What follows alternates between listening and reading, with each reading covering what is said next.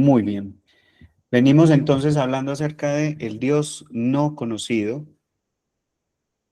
No sé si algunos se dieron cuenta que muy intencionalmente subrayé ese no, porque aunque estos atributos y estos conceptos de Dios tal vez no los tenemos del todo muy claros, sí conocemos a Dios. En Romanos se manifiesta de la siguiente manera: no hay excusa de decir que no conocemos a Dios, pues Dios mismo se nos ha revelado a través de lo creado. Así que vamos a continuar en este espacio con el siguiente punto, que tiene que ver con Dios es espíritu. Y para ello entonces vamos a adentrarnos un poco en esto. Les recuerdo, el primer módulo que vimos es simplemente una introducción acerca de los conceptos de Dios, por qué es importante conocer los conceptos de Dios, y vamos a adentrarnos en el siguiente módulo dentro de lo que es Dios es espíritu.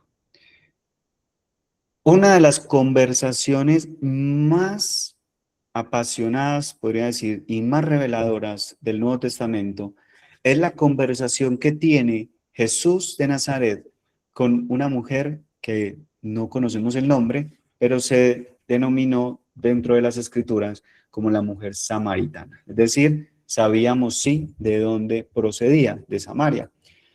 Y esta conversación empieza con Jesús pidiéndole agua del pozo porque tenía sed, y ella empieza a debatir con él diciéndole: ¿acaso no sabes tú que judíos y samaritanos no nos llevamos bien?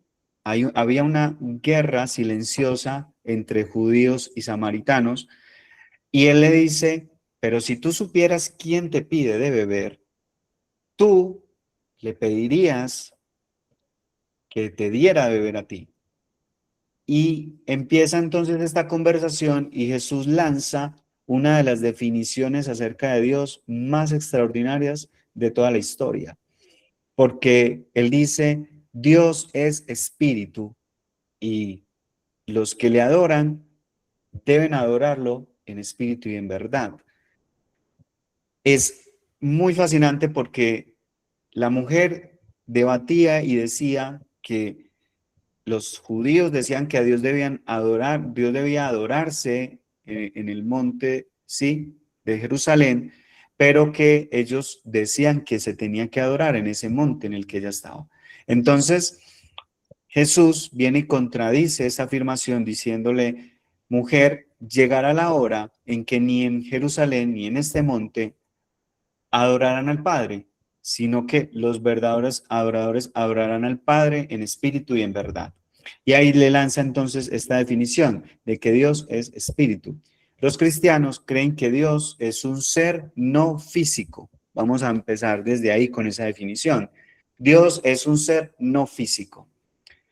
Cuando Jesús afirmó que Dios es espíritu, utilizó la palabra griega pneuma, que se refiere a un agente inmaterial e incorpóreo, es decir, una mente personal invisible. Y aquí empieza entonces este concepto a ser respaldado por la teología del ser perfecto, donde el ser más grande concebible es un ser que es espíritu, no puede ser físico. Ese concepto entonces, o ese punto de partida que tenemos de la línea de razonamiento de que Dios es por definición el ser más grande concebible, como tal, posee propiedades que lo hacen grande. Así que empecemos con este concepto, por ejemplo, de la humildad. Significa que si Dios es humilde, esa humildad está en su grado máximo posible. Por eso Jesús no tuvo inconveniente en venir al mundo en forma de hombre, y tampoco, siendo en forma de hombre, humillarse a la condición de siervo, porque las condiciones o el grado máximo posible de humildad ya estaban en Dios. Y tomemos como, por ejemplo, también este que les tengo subrayado aquí en la presentación, el conocimiento. Vamos a tomar como ejemplo el conocimiento. Claramente, claramente, un ser que conoce todas las verdades, aquí está, este círculo está llenito de verdad. Entonces, un ser que conoce todas las verdades es mayor a uno que solo conoce algunas verdades.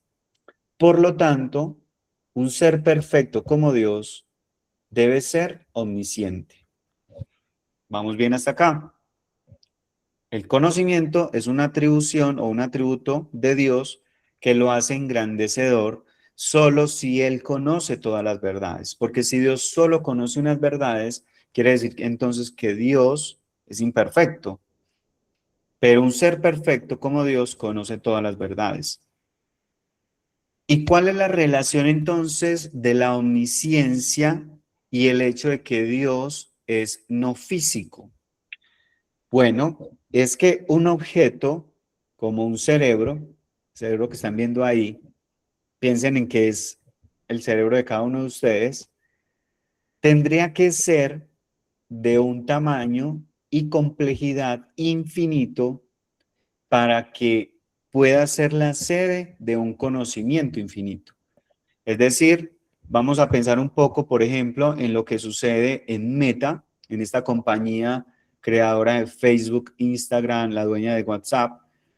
Entiendo, y si has investigado, Meta es una compañía que todos los días tiene que incorporar en su data center servidores del tamaño casi que más o menos de 2 metros, servidores. ¿Por qué? Porque la información que se está almacenando constantemente allí, piensa en tus videos, en tus fotos, en tus publicaciones, piensa en los libros, enlaces, las interacciones, la publicidad, constantemente está creciendo. Así que Meta se está viendo en la obligación, obviamente, de aumentar su data center. Cada vez más tiene que colocar más servidores. Si tú tuvieses conocimiento infinito, tu cerebro tendría que ser de un tamaño y una complejidad que fuese infinito. Y claramente, querida audiencia, no existen materiales o objetos materiales que puedan encajar con esta descripción. No existe en el universo una sede del conocimiento infinito que sea física. Entonces, si Dios tiene conocimiento infinito y si Dios conoce todas las verdades, Él debe ser no físico. También podemos considerar entonces el poder. Vamos a considerar una de las atribuciones de Dios es que tiene poder y que tiene mucho poder, ¿cierto? Un ser omnipotente es mayor que un ser con poder limitado. Entonces aquí les muestro esta gráfica en modo representación, pero evidentemente no habría cómo representar un poder ilimitado. Pero para darles un ejemplo, entonces tenemos aquí esta métrica donde nos muestra a alguien con poder ilimitado, o sea, todo su nivel de poder, y alguien que tiene la aguja baja con poder limitado. Así que un ser omnipotente es mayor que uno con poder limitado, y si ese ser es perfecto, tiene que ser todopoderoso. Volvemos entonces a la teología del ser perfecto. Ahora, para que un ser pueda tener poder ilimitado, su tamaño y energía tendrían que ser infinitos. No podría tener fin. Y evidentemente no existen cosas materiales así. Avengers nos vendió la idea de que el guantelete con las gemas del infinito era un poder casi que infinito, aunque nos dimos cuenta también de que llegó un punto que habían cosas que no podía hacer. ¿Por qué? Porque no hay objetos físicos que puedan tener tamaño y energía infinitos. Así que, si Dios es todopoderoso, entonces Él debe ser no físico. ¿Vamos bien? Entonces, alguien con conocimiento ilimitado no puede tener algo físico en sí mismo, porque lo físico tiene limitantes. Todo lo físico y lo que conocemos tiene limitantes. De hecho, la ciencia lo ha demostrado que el universo no es infinito, también tiene fin. Aquí hay algo que viene entonces que además de esas razones teológicas, ¿sí? También podemos encontrar unas razones filosóficas y científicas para la existencia de un Dios creador no físico del universo. Por ejemplo, el argumento cosmológico de Kalam propone que todo lo que comienza a existir requiere una causa. Aquí es donde muchos debatían acerca de qué fue primero, el huevo o la gallina. ¿Por qué? Porque necesitamos encontrar, ¿cierto?, la causa. Si para nosotros, que somos seres mortales, entendemos que el ser humano nace, crece, se reproduce y muere, como nos enseñaron en el colegio, entonces entendemos que todo tiene una causa.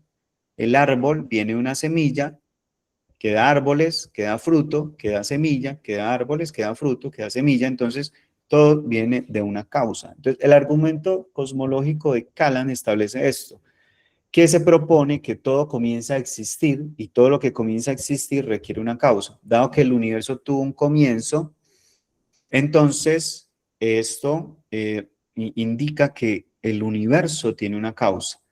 Y esa causa, ojo con esto, tiene que estar más allá del mismo universo. Algunos piensan o argumentan que el universo siempre ha existido, pero justamente la teoría del Big Bang nos aporta este argumento de que el universo no siempre ha existido. Algunos han pensado inclusive que la teoría del Big Bang es atea, pero no. Esta teoría del Big Bang surgió desde un monje católico. Él estaba mostrando y demostrando que el universo estaba en expansión y que precisamente el hecho de que el universo tuviese un inicio significa que tenía que ser una causa más allá del espacio y tiempo físicos. San Agustín definió esto como la causa incausada. Anote eso por ahí, la causa incausada. ¿Por qué? Porque él empezó con algunas tesis y algunos argumentos y allí definió, por ejemplo, el argumento del movimiento. Nos consta, decía él, por los sentidos, que hay seres de este mundo que se mueven, pero todo lo que se mueve es movido por otro objeto. Y como una serie infinita de causas es imposible, entonces hemos de admitir que la existencia o hemos de admitir en la existencia de un primer motor. Por eso lo llamaba así, la causa incausada es el primer motor no movido por otro, es decir, inmóvil. Y ese primer motor inmóvil es Dios.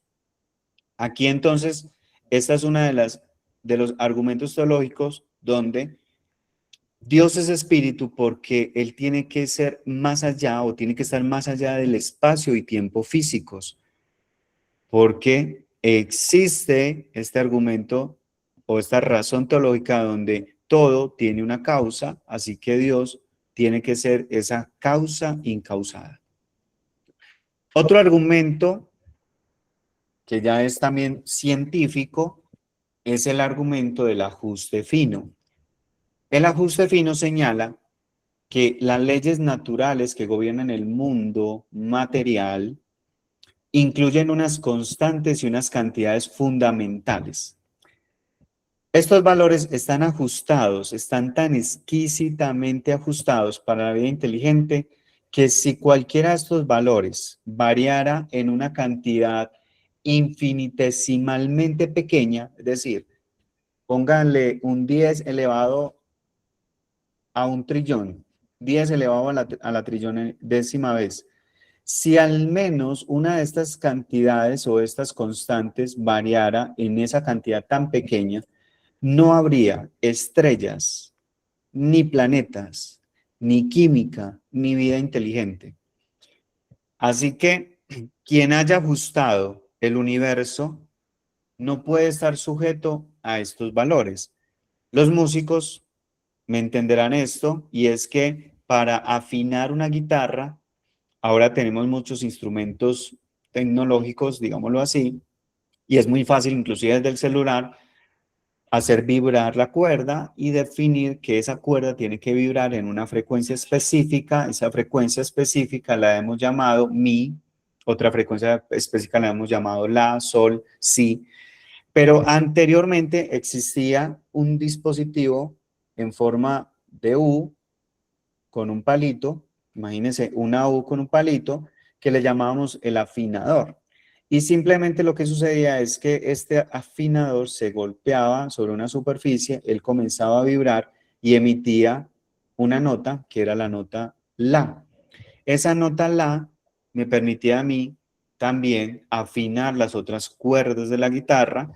Las cuerdas de la guitarra me permitían afinar el piano, el arpa, todos los instrumentos que requieran afinación.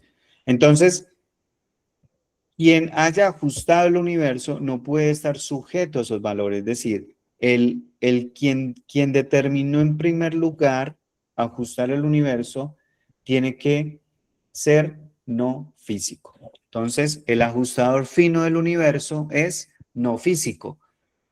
Tiene que estar por fuera de eso. Quien quiera que esté detrás de todo esto no forma parte del universo, porque tiene que estar por fuera. La guitarra en sí misma no se puede afinar, necesitaba algo externo que era el afinador. Desde las matemáticas es un tercer argumento, se basa en el hecho de que las matemáticas describen muy bien el mundo material. De hecho, las describen perfectamente bien. Esto es algo que es sorprendente e inesperado porque no existe razón, no hay razón científica que haga pensar o nos haga pensar de que las matemáticas y la física funcionen tan bien y de manera tan perfecta. Esto es una asombrosa aplicabilidad de las matemáticas porque implica que hay una mente, o esta asombrosa aplicabilidad implica que hay una mente trascendente que creó el mundo físico sobre un modelo matemático. Por eso, el ser humano ha logrado descifrar, por decirlo así, ese mundo físico a través de las matemáticas. Ha podido hacer cálculos que nos permiten tener los edificios que tenemos ahora, hacer ingeniería a la tierra, extraer los minerales, extraer los elementos naturales, sí, de la tierra, oro, carbón, pero todo eso a través de la física cuando se le aplica un modelo matemático. O en palabras del físico ganador del premio Nobel, Paul Dirac, él dijo, Dios es un matemático de muy alto nivel y utilizó matemáticas avanzadas para construir el universo. Estas son las palabras de este ganador del premio de física teórica. Él nos está diciendo, el mundo físico funciona muy bien y las matemáticas describen este mundo físico. De manera que para que esto se pueda dar, tiene que haber una mente trascendente que haya construido, haya diseñado el mundo físico a través de un plano matemático. Por eso dice que Dios es un matemático de muy alto nivel. Por lo tanto, el matemático cósmico es no físico. Aquí estamos reforzando entonces nuevamente la idea de que Dios es espíritu. Y tenemos también entonces estas razones persuasivas, que son razones teológicas, como se los he explicado, razones filosóficas y razones científicas de que Dios es espíritu. Tómate un momento para que pienses esta pregunta y si alguien me la quiere responder, yo le doy el espacio, porque es parte de las preguntas que hacen entonces desde el ateísmo y es, ¿tiene sentido creer en la existencia de algo que no se puede ver? ¿Puedo creer yo en algo que no puedo ver? ¿Tiene sentido esto? Si alguien dice que sí, dígame por qué. Si alguien dice que no, dígame por qué. Nadie se anima. Listo, yo les voy a responder. Vamos a mirar entonces si tiene sentido o no creer en algo invisible. Porque este señor Steven Weinberg, me perdonen si lo pronuncio mal, dice lo siguiente: lo invisible y lo inexistente se parecen mucho. lo invisible y lo inexistente se parecen mucho. Tiene sentido esas palabras de este físico teórico también ganador del premio Nobel. Él dice, tú dices que crees en algo que no ves, pero es que lo que yo no veo y lo que no existe se parecen mucho. Al fin de cuentas, eso, ¿cierto? Pero, ¿qué sucede? Que aún los ateos creen en la gravedad y la gravedad yo no la puedo ver. Aún los ateos creen en el magnetismo y el magnetismo yo no lo puedo ver. Es más, si tú, haciendo un ejercicio hipotético, fueses criado en un ambiente completamente encerrado de niño o de niña, si tuvieses entonces una educación en la que estás en una caja, tal vez de 1 metro por 1 metro, ausente de las corrientes del viento, y un día tú escapas de esa tortura, te vas hacia el mundo y empiezas a sentir el viento que acaricia tu cara, que levanta tus prendas de vestir. En este momento tú dirías que eso que no ves, ¿qué es lo que está sucediendo? Porque el viento tampoco lo puedo ver, al menos no con los ojos humanos podemos ver el viento. Y aún así los ateos también creen en esto. El tiempo, el tiempo parece devenir. Nosotros hablamos del pasado, de lo que hicimos ayer, hablamos de lo que estamos haciendo hoy y hablamos del futuro, de lo que tal vez, posiblemente podríamos hacer mañana. Pero el tiempo es algo que yo no puedo ver como tal. Y aún así yo creo que existe el tiempo. Sé que hay un devenir del tiempo. Sé que el tiempo transcurre en mi existencia. Entonces allí es donde incluso para los ateos que creen en todo esto, podemos argumentarles que lo inexistente y lo invisible no se parecen. Una cosa es algo que yo no pueda ver, pero no necesariamente que eso no exista.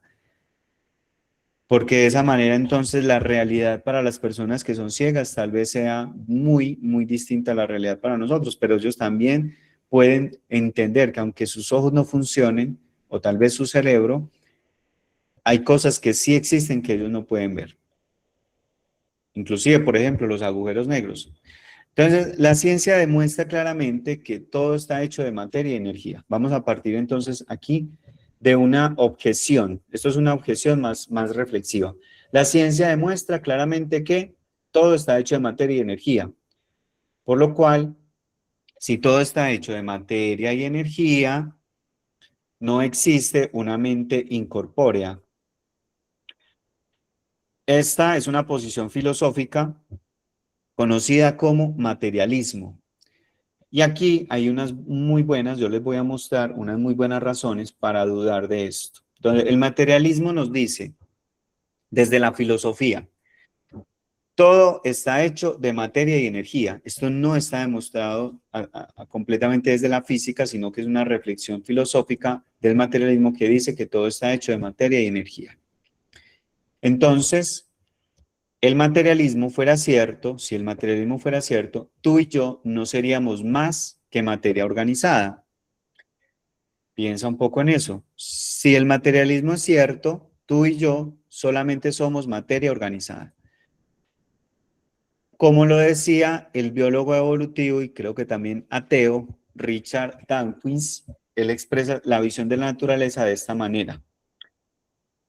En un planeta, voy a contarles esto como con una historia así, en un planeta, moléculas que normalmente no harían nada más complejo que un trozo de roca, se agrupan en estructuras del tamaño de una roca, de una complejidad tan asombrosa que son capaces de correr, saltar, nadar, volar, ver, oír, capturar y comer otros conjuntos igualmente complejos de materia animada. Ahí está hablando de los animales. Capaces, en algunos casos, de pensar, sentir y enamorarse de otros conjuntos de materia compleja. Esa es la visión materialista de la naturaleza humana que crea algunos problemas reales. Entonces, este señor Richard dice que todo es materia, pero que la materia se organizó de una manera tan compleja y tan asombrosa que es capaz de correr, saltar, nadar, oler, ver, comer. Y para nosotros nos dejó simplemente, en algunos casos, somos capaces de pensar, sentir y enamorarnos de otros conjuntos de materia compleja. Entonces ahí si usted tiene a su esposo o a su esposa, diga, te amo, conjunto de materia compleja. Eso es lo que dice este señor Richard Dawkins, ¿cierto? Que somos un conjunto de materia compleja. Entonces, como les decía, esta visión crea unos problemas reales porque si los seres humanos se reducen o nos reducimos a ser objetos físicos sin un componente inmaterial, es decir, sin una mente pensante, sin algo que sea incorpóreo fuera del cuerpo, entonces se vuelve muy difícil explicar unos hechos básicos sobre la naturaleza humana y les voy a dar algunos ejemplos. Primero, los objetos físicos tienen valor solo porque nosotros se lo asignamos. Los objetos físicos tienen un valor porque nosotros se los asignamos. No sé si algunos de ustedes han visto un programa en el que una persona comienza con un lapicero o un lápiz y empieza a hacer lo que se llamaba anteriormente el trueque, el cambio, cambia el lápiz por algo de pronto más significativo y empieza a hacer ese trueque, ese trueque. Y esa persona es tan habilidosa haciendo el trueque que termina, empieza con un lápiz y termina con con una casa o con un auto de muchos, tal vez hasta millones de dólares. ¿Por qué? Porque ese valor se lo asignamos nosotros. Para una persona, una camisa es simplemente una camisa y le da un valor de 10.000 pesos.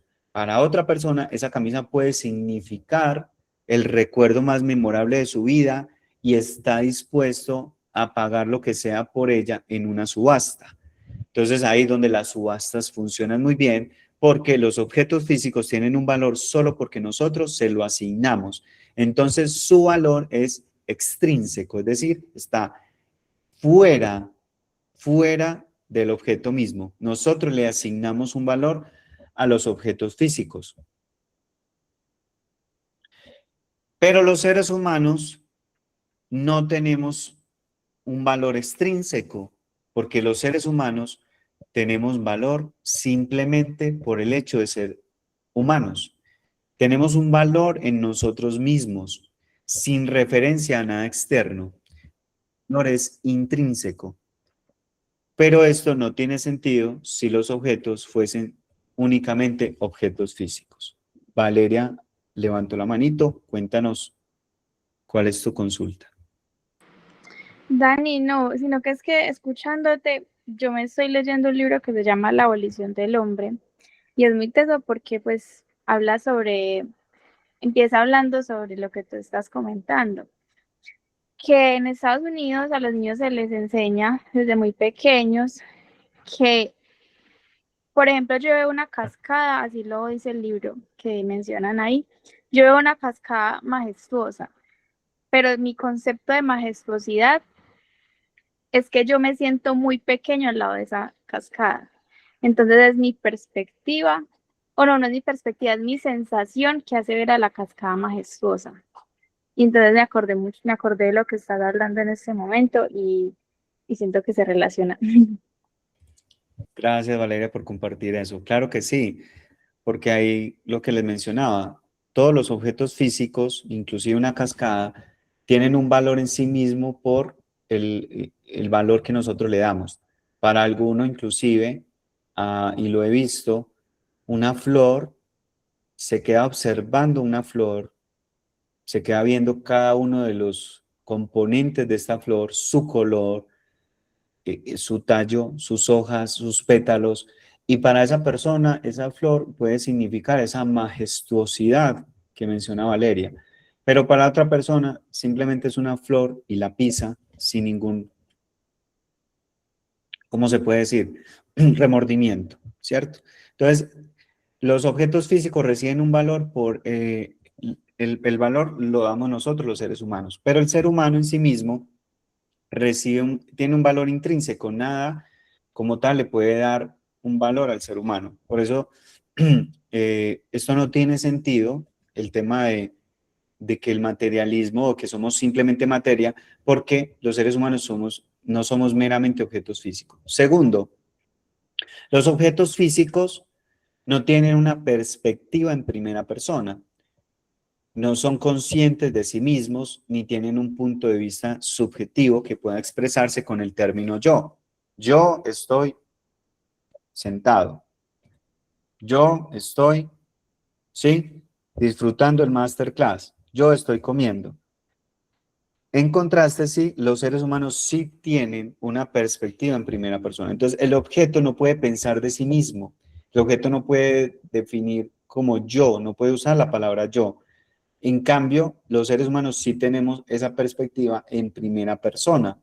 Aquí vemos la niña mirándose al espejo y es parte de lo que nos sucede muchas veces cuando nos miramos, vemos que somos personas y nos podemos reconocer a nosotros mismos como un yo. Yo puedo expresar esa autoconciencia en el término yo. Yo estoy sentado, yo estoy pensando, yo estoy disfrutando el masterclass, yo estoy prestando atención, yo no me estoy durmiendo en este máster. ¿Sí? Esa es una experiencia universal y es difícil de explicar o sería difícil de explicar si los seres humanos son solamente objetos físicos. Entonces, en tercer lugar, tenemos esto, y es que los seres humanos experimentamos estados mentales intencionales.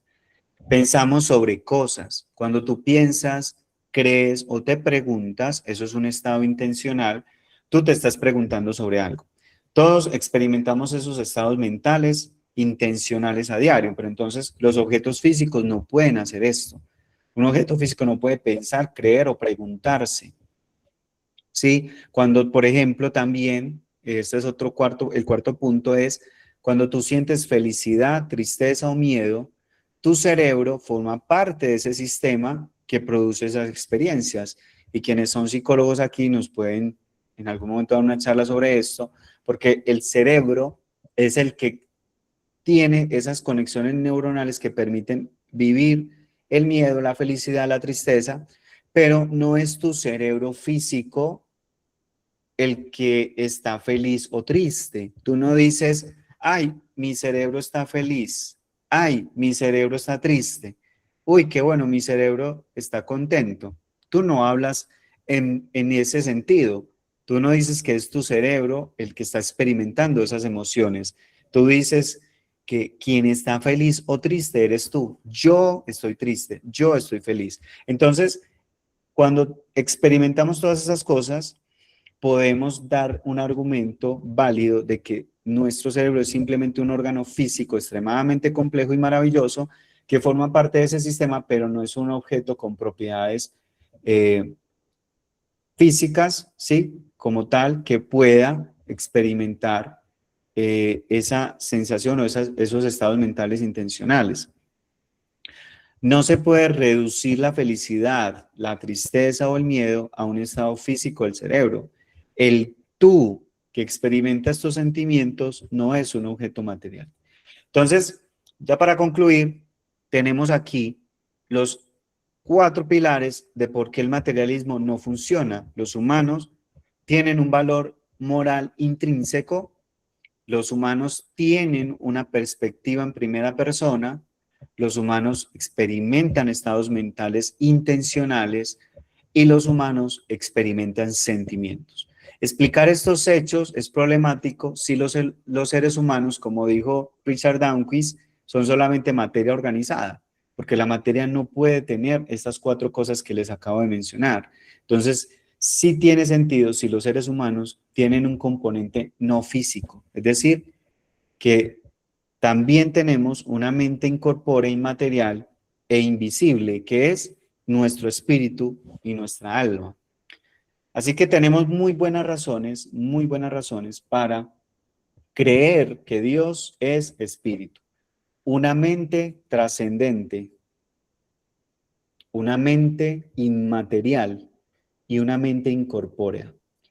Y si Dios, quiero que me prestes mucha atención en este momento porque ya vamos a terminar y quiero que tú puedas sacar de aquí lo valioso y el tesoro que tengo para ti en este masterclass. Porque si Dios es espiritual y no material, entonces nuestro enfoque en la vida debería ser espiritual y no material. Por eso Jesús dijo, no se preocupen por su vida, qué comerán o qué beberán, ni por su cuerpo, qué vestirán. ¿No es la vida más que la comida y el cuerpo más que la ropa? Busquen primero el reino de Dios y su justicia, y todas estas cosas les serán añadidas. Si Dios es espíritu, una mente incorpórea, voy a regresarme aquí, una mente intrascendente, inmaterial e incorpórea, no tiene sentido que tú y yo dediquemos nuestra vida a lo material. Porque como Jesús dijo, no se preocupen por su vida. ¿Qué comerán? ¿Qué vestirán? ¿Qué zapatos de marca van a comprar? ¿Cuál es el celular que van a adquirir el próximo año? No se preocupen por estas cosas, porque Dios es un Dios inmaterial. Más bien, busquen el reino de Dios y su justicia, busquen lo eterno, busquen lo espiritual, que su vida se afane constantemente por esto. No te afanes tanto por encender el televisor o encender el celular a consumir de algo material. Más bien, ve a la presencia de Dios y consume de Él lo espiritual. Que se adhiera a tu vida lo trascendente, lo que trasciende, lo que es inmaterial y lo que es incorpóreo. Porque Jesús lo dijo, no se preocupen por su vida, qué comerán o qué vestirán. Hasta aquí llega este módulo de Dios es espíritu y tenemos entonces argumentos teológicos, filosóficos y científicos de por qué Dios es un ser inmaterial, incorpóreo y trascendente. Espero que hayan disfrutado muchísimo este espacio